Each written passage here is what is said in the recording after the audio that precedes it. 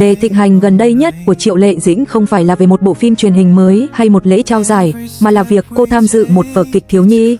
Cô buộc tóc đuôi ngựa đơn giản, đội mũ bóng chày đen, đeo khẩu trang lớn, mặc áo khoác xanh navy và quần jean ống rộng. Một tay cô cầm điện thoại, tay kia cầm chặt con trai Siang Siang, trên lưng đeo một bình nước trẻ em màu vàng. Nếu không bị phát hiện từ trước, người qua đường sẽ không bao giờ nhận ra cô là nữ diễn viên từng đoạt giải Phi Thiên và Kim Ưng.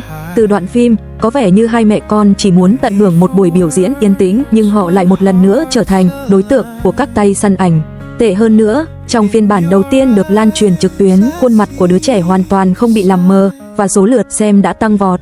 Đến khi hãng phim của cô đưa ra thông báo khẩn cấp yêu cầu mọi người ngừng chia sẻ video thì đã quá muộn trong chuỗi lan truyền. Một số cư dân mạng bắt đầu tự ý làm mờ khuôn mặt của đứa trẻ trong video, một nỗ lực khắc phục đau lòng. Đây là lần thứ 6 trong năm nay Triệu Lệ Dĩnh bị chụp ảnh cùng con ở nhiều địa điểm khác nhau, từ sân bay đến lối vào khu chung cư của cô, và giờ là xung quanh một rạp chiếu phim. Vào tháng 9, Triệu Lệ Dĩnh với tư cách là một người mẹ đã đăng một bài viết dài với hy vọng ngừng nhắm vào trẻ vị thành niên.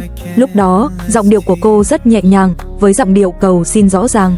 So với thái độ Triệu Tiểu Đao, một biệt danh mang hàm ý chỉ trích gay gắt của cô khi đối mặt với tin đồn ngoại tình với đạo diễn Triệu Đức Âm, hai cách tiếp cận này gần như giống như hai con người khác nhau. Khi tin đồn nổ ra, cô đã đăng 3 bài đăng liên tiếp trên Weibo.